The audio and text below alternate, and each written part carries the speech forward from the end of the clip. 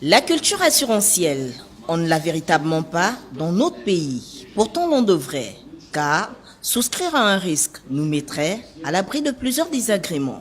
C'est tout le sens donné à ce séminaire sur le risque de violence politique. Donc on gardera toujours en tête que la contestation se fera par la rue, on sera toujours exposé au risque de violence politique.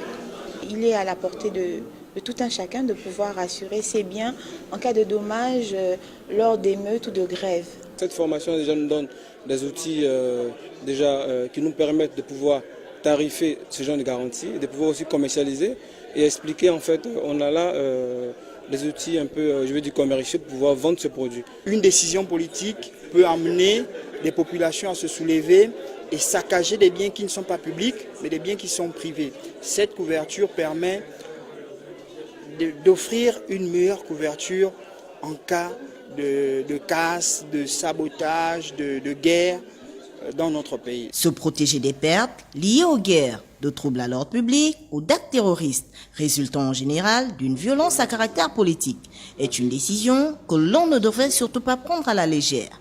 Il y va de notre investissement. Le client doit retenir que se couvrir pour les risques de violence politique, ça ne se fait pas qu'en période électorale ou en période préélectorale, mais ça doit se faire tout le temps. Parce qu'effectivement, c'est dans la continuité que les coûts des produits vont baisser. Les coûts de cette couverture vont baisser. Or, si ces couvertures ne sont prises qu'en période préélectorale, elles reviendront toujours très chères aux clients. Aujourd'hui, la SGR essaye, à travers ses partenaires, de faire rentrer dans la culture du marché la souscription continue des risques politiques.